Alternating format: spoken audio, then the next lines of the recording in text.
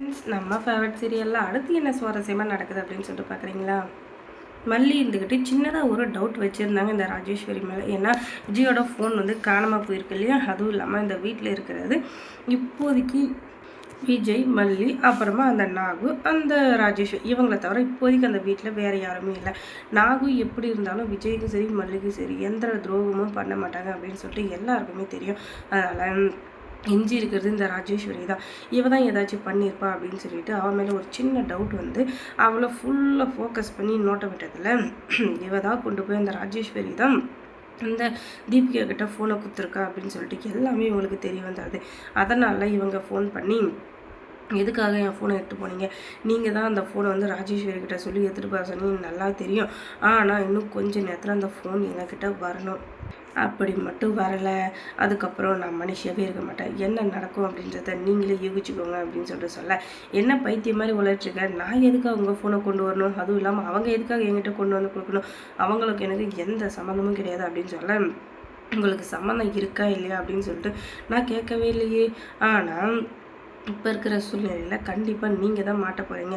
இப்போ மட்டும் ஃபோனை கொண்டு வந்து கொடுக்கல, அதுக்கப்புறம் ஜட்ஜி முன்னாடி நீங்கள் அசிங்கப்பட்டு நிற்க வேண்டியிருக்கும். ஏற்கனவே அவங்க வீட்டு வரையும் போய் அசிங்கப்பட்டு வந்தீங்கல்ல, அதே மாதிரி இப்போ மறுபடியும் அசிங்கப்பட வேண்டியிருக்கும். அதனால் நான் சொல்கிறத கேளுங்க. இப்போ மட்டும் நீங்கள் ஃபோனை கொண்டு வந்து கொடுக்கல, அப்புறம் நடக்கிறதே வேறு அப்படின்னு சொல்லிட்டு இவங்க சொல்ல, இதுக்கு நமக்கு வம்பு அப்படின்னு சொல்லிட்டு ஒரு பக்கம் தோணுனாலும் இன்னொரு பக்கம் சரி என்ன பண்ணுறது அப்படின்னு சொல்லிட்டு எங்கள் ஃபோனை கொண்டு வந்து கொடுக்கணும் அப்படின்னு அப்படின்னு சொல்கிறாங்க. நீங்கள் யார்கிட்ட வாங்கினீங்களோ அவங்க மூலியமாகவே அவங்கக்கிட்டேயே நீங்கள் ஃபோனை கொடுக்கணும். அங்கே வந்து நாங்கள் வாங்கிக்கிறோம் அப்படின்னு சொல்ல என்ன சொல்கிறேன் எனக்கு ஒன்றுமே புரியல அப்படின்னதும், அதுவாக அந்த ராஜேஸ்வரி மூலியமாக தானே ஃபோனை எடுத்துகிட்டு போனீங்க, அதே மாதிரி அந்த ராஜேஸ்வரி மூலியமாகவே நாங்கள் ஃபோனை வாங்கிக்கிறோம். நீங்கள் எந்த இடத்துல வந்து வாங்கினீங்களோ அந்த இடத்துக்கு வேண்டாம், நீங்கள் கோவிலுக்கு பின்னாடி இருக்கிற ஒரு மாமரத்துக்கு அடியில் வந்து கொடுங்க, அங்கே வந்து நாங்கள் வாங்கிக்கிறோம் அப்படின்னு சொல்ல, ராஜேஸ்வரி அவங்க ஃபோன் பண்ணி வர சொல்கிறாங்க. என்ன மேடம், நான் தான் நீங்கள் சொன்ன வேலையை செஞ்சுட்டேனே அப்படின்னு சொல்ல, ஒரு முக்கியமான வேலை இருக்குது, வந்தீங்கன்னா நல்லாயிருக்கும் அப்படின்னு சொல்ல, அதுவும் மேடம் கண்டிப்பாக வந்துடுறேன், நீங்கள் எதுக்காக எங்கிட்ட கெஞ்சிற மாதிரிலாம் பேசிட்டு இருக்கீங்க அப்படின்னு. சரி, கோவிலுக்கு பின்னாடி இருக்கிற மாரியம்மன் கோவில் பின்னாடி மாமரத்துக்கு கீழே வந்துடுங்க அப்படின்னு சொல்கிறாங்க. அந்த இடத்துக்கு வந்ததும் ராஜேஸ்வரியும் அந்த தீபிகாவும் ஒருத்தர் நேருக்கு நேராக சந்திக்கிறாங்க. அந்த நேரத்தில் வீடியோ எடுத்த நம்ம மெல்லி இருந்துக்கிட்டு, இதைத்தான் நான் எதிர்பார்த்தேன், இவ்வளோ நேரமாக நாங்கள் எதிர்பார்த்துட்டு இருந்த நேரம் வந்துருச்சு. நீங்கள் 2 பேரும் தான் சேர்ந்து விஜயோட ஃபோனை எடுத்து, அதுவும் இல்லாமல் விஜயோட ஃபோன்லேருந்து அங்கே வந்து சிக்னல் கொடுத்து அப்படி இப்படின்னு பண்ணி கடைசியில் நீங்கள் பண்ண பித்தலாட்ட வேலை எல்லாத்தையும் நான் கண்டுபிடிச்சிட்டேன். அதுக்கப்புறமா நீங்கள் வந்து எப்படி எங்களை சிக்க வைக்கணும்னு நினச்சிங்க அப்படின்ற எல்லாமே இதில் வீடியோ ரெக்கார்ட் ஆகிடுச்சு.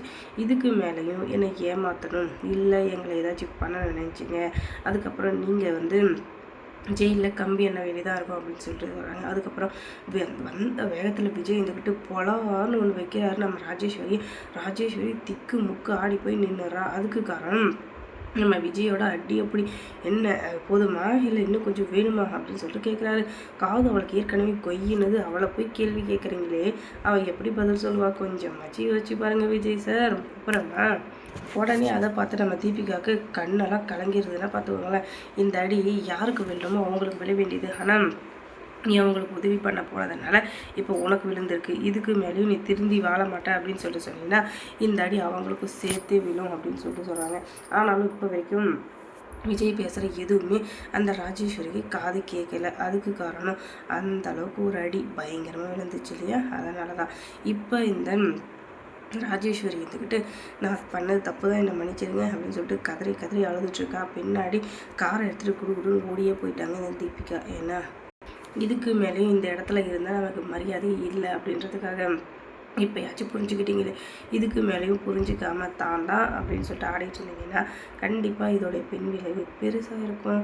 அதை நீங்கள் தெரிஞ்சுக்கிட்டால் உங்களுக்கும் நல்லது, மற்றவங்களுக்கும் நல்லது அப்படின்னு சொல்லிட்டு இந்த வீடியோவை முடிச்சுக்கலாம். அதுக்கப்புறம் நிறைய பேர் ஆதரவுன்னு சொல்லிட்டு டிவிக்கு அந்தக்கே இந்தக்கேன்னு சொல்லிட்டு அவங்கவுங்க வாழ்க்கையை அழைச்சிக்காமல் ஒவ்வொருத்தருக்கும் ஒவ்வொரு லைஃப் இருக்குது. அந்த லைஃப்பை சந்தோஷமாக பார்த்துக்கிட்டு இருந்தாலே எல்லாருக்குமே எல்லாமே நல்லதாக நடக்கும் அப்படின்னு சொல்லிட்டு இந்த வீடியோவை முடிச்சுக்கலாம். அதுக்கப்புறம் மல்லி சீரியலில் என்ன சுவாரஸ்யமாக நடக்கிறப்போ நீங்கள் தெரிஞ்சுக்கணுன்னா நம்ம சேனலை சப்ஸ்கிரைப் பண்ணுங்கள். அதோட பக்கத்தில் இருக்க அந்த பெல் ஐக்கானை கொஞ்சம் கிளிக் பண்ணி விடுங்க.